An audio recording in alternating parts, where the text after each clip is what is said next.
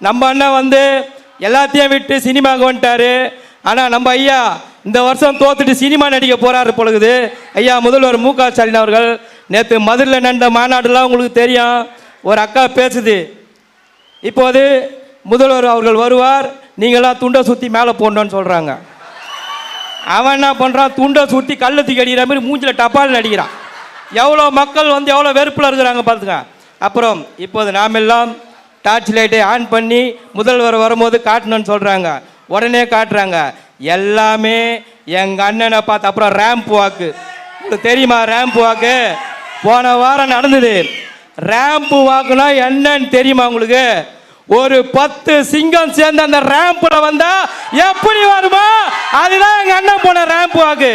சும்மா காலையில் 5 மணிக்கு தாத்தா வாக்கிங் போற மாதிரி போறதுலாம் ரேம்ப் வாக்கு கிடையாது. தயவு செய்து நீங்க முதல்வர் அவர்களே, துணை முதல்வர் அவர்களே, இன்னும் நிறைய நீங்க ட்ரைனிங் எடுங்க.